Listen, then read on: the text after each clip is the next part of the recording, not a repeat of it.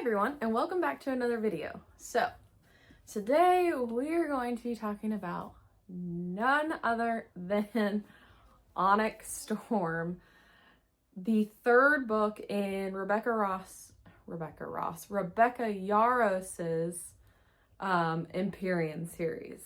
Now, let me tell you guys, when I got done reading this, I literally was unwell.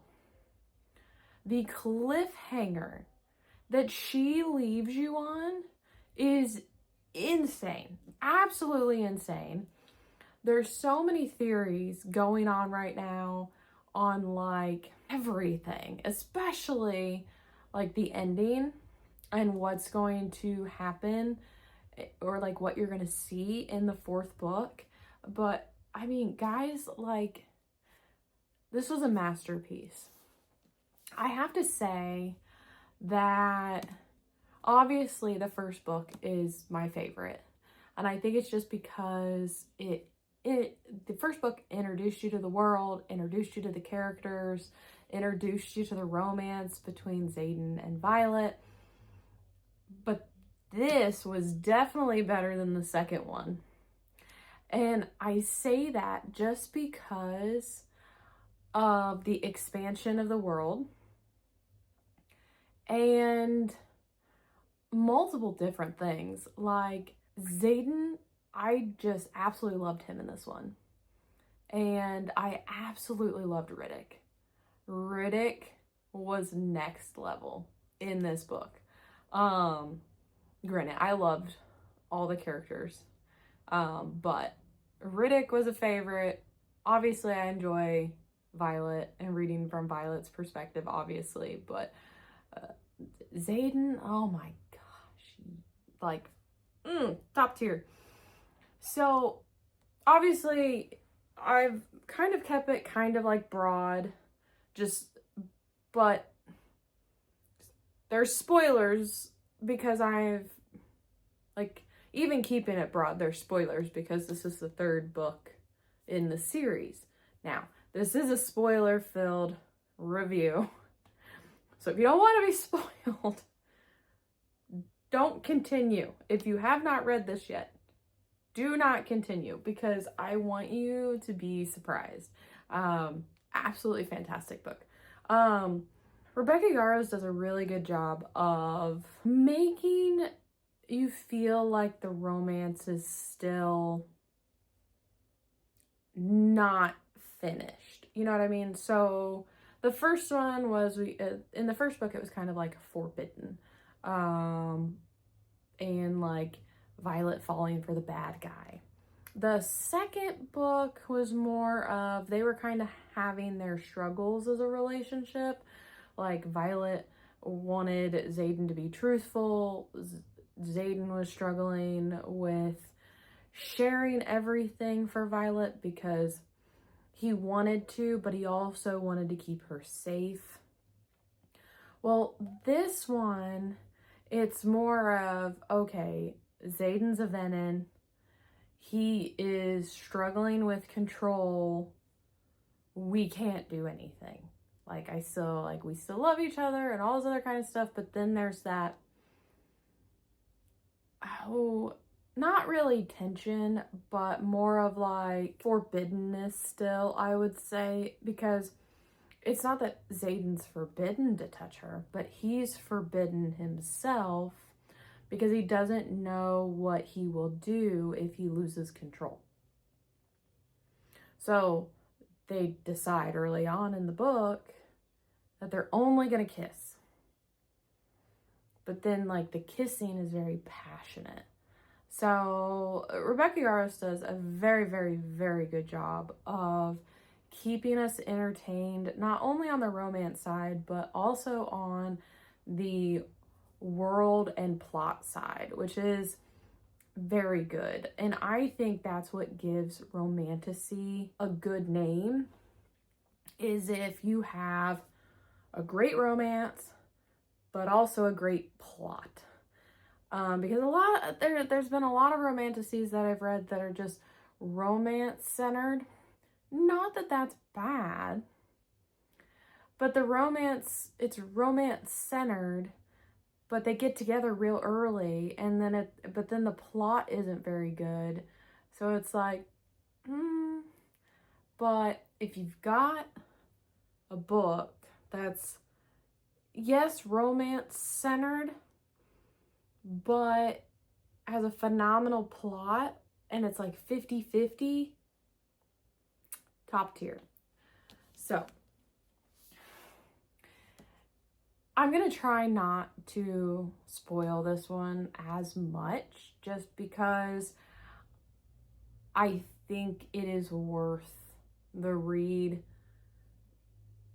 to go into it. So if you haven't read Iron Flame, or if you haven't read Onyx Storm yet, but you've read Fourth Wing and Iron Flame, then I'm not going to ruin this for you. I don't want to ruin this for you. But like, there's some things that I think make Violet rethink stuff. Which, when I say rethink, it's more of on the lines of Violet's becoming a rebel. And it's because she cares so much about Xaden that she will do anything to save him. Anything.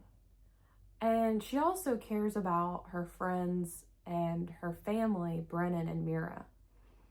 So she will literally do anything against Navarre or any country, territory, or whatever, if she thinks it's right.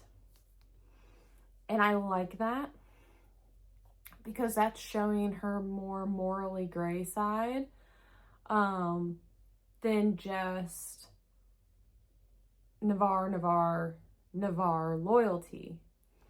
And also, in the last 2 books, she's learned so much and has learned that what she's known all her life was a lie. So she now wants more and more information to be able to make those decisions that she thinks is right. And so she's trying to gather all kinds of information, especially the information on how to hopefully cure Xaden. We do get to go to the Isle Kingdoms because they go on a quest to look for Andarna's den. And it's super cool that we got to go to the Isle Kingdoms. Each one was different, and it was partly because the 3 that, is it the 3? No, I think it's 3. The 3 that we spend time on, no, 4. I think it's 4, I'm sorry, 4. They're all kind of got a type of religion base. So the first one we go to, it's more of like just specific to trade. The second one is the god of war. The third one is the god or goddess of wisdom, and the fourth is the god or goddess of luck. So the quest squad gets to see, like all those different things and participate, and we learn something this book about Violet's hair. I won't ruin that either, because I think that's a very interesting reveal. But this book is very much so centered in expanding on the religion of the continent and the Isle Kingdoms. So I think it's interesting to potentially see if that religion gets brought back in either the next book or book 5 for like, maybe there's theories going around of like, okay, the first 6 each are shown like of a god or a goddess because of certain qualities or certain signets, but then will this tie back and we get another new 6? So I've seen that. I think that's really interesting. I can't say the one theory that I really think will happen, and it's very unfortunate. And trust me, when I read it, I cried again because I was just like, no, I don't want that to be true. There is one other thing that I think is very important, that I absolutely loved, and it is, we learn a little bit more about Dane and Violet's past, and especially Violet's past too. So we know that she had like an ex-boyfriend of some sort, but we find out who the ex-boyfriend is in this book. So that's interesting. Dane and Violet's relationship, and really the relationship at the end, you get to see the relationship between Xaden and Sigale. Now, granted, most of the book, Sigale is not talking to Xaden, based on what we know through Violet's POV. So there is a chapter that is from Xaden's POV. I think it's the second to last chapter, and they do end up talking. So that's very interesting, especially because of what we learn in the last chapter, which I'm not going to tell you because I want you to read the book. And trust me, I really want to say it, but I feel like it would be better if I don't, just in case. I've already given enough spoilers. But oh my gosh. I just have to say, guys, my reaction at the end, I just couldn't believe it. And for some reason though, it was foreshadowing the entire thing through, like Rebecca was foreshadowing that through the entire book.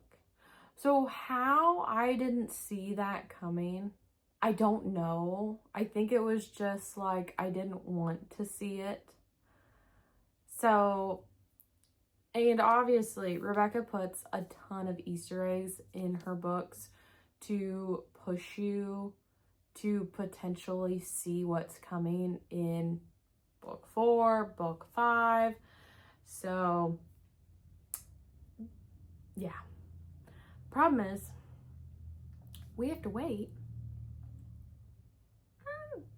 I'd say at most 2 years. I do not think this, and at the least amount, I'm thinking 1.5 years. Part of me thinks that it will come out end of 2026. There will not be another one this year at all. Especially since Rebecca said that she is going to be writing a contemporary next. So I think it will be mid to late 2026 before we have the 4th book. And at the latest, it'll be the beginning of 2027, I think.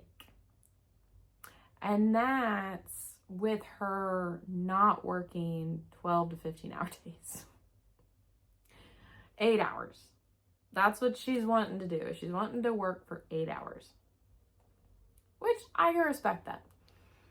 But dang, do I want the next one so bad.